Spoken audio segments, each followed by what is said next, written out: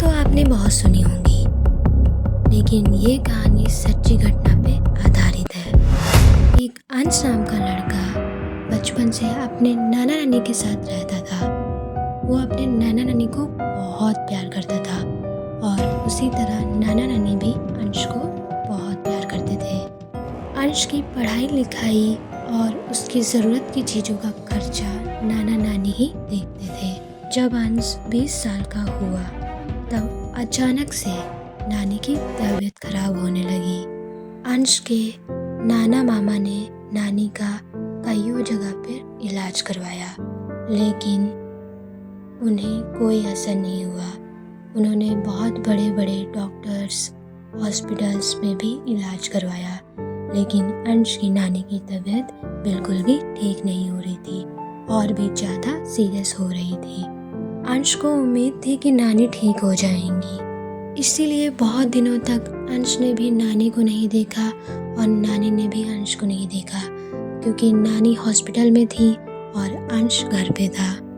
एक रात अंश को नेगेटिव वाइब आती है और बहुत गंदी फीलिंग्स आती हैं। तभी वो अगली सुबह अपनी नानी से मिलने हॉस्पिटल चला जाता है। वहाँ देखता है उसके मामा रो रहे हैं।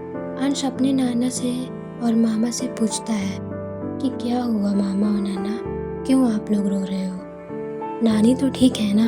अंश ने नानी के हाल के बारे में पूछा ही था, तभी डॉक्टर आके बोलते हैं बॉडी घर ले जाइए, ये इस दुनिया में नहीं बची।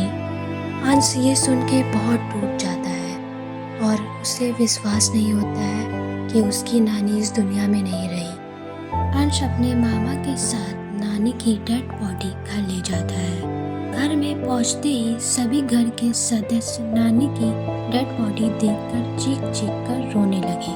फिर अंश और अंश के परिवार वाले नानी की डेड बॉडी को शमशान घाट ले जाते हैं। वहाँ नानी की डेड बॉडी का अंतिम संस्कार करते हैं। अंतिम संस्कार करने के बाद कहा जाता है कि 24 घंटे के बाद मरे हुए इंसान की आत्मा अपने घर आती है, और वैसा ही हुआ।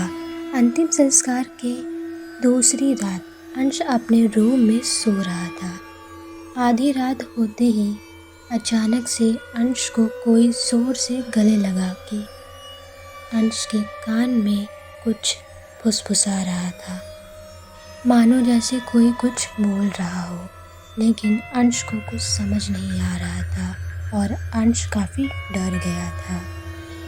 अंश बहुत ही हिलने की कोशिश कर रहा था, लेकिन वो हिल नहीं पा रहा था और चिल्लाने की कोशिश कर रहा था, चिल्ला नहीं पा रहा था।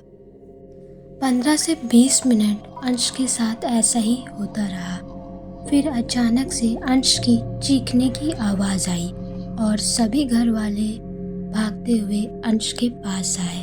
तभी अचानक से अंश ने देखा कि सब नॉर्मल हो गया है, लेकिन अंश बहुत डर गया था। लेकिन डरते हुए अंश ने अपनी मम्मी को सारी बात बताई। फिर अंश की मम्मी ने अंश को बताया कि वो नानी थी, उनका आज घर में आखिरी दिन था। ये सुन के अंश और भी घबरा गया।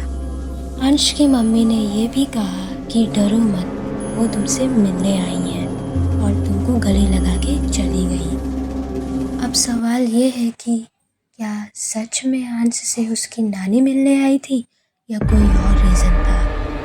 तो क्या आपके साथ कुछ ऐसा हुआ है? अगर हुआ है तो कमेंट में अपनी राय दीजिए। तब तक के लिए बाय बाय, मिलते हैं अगली सच्ची कहानी के साथ।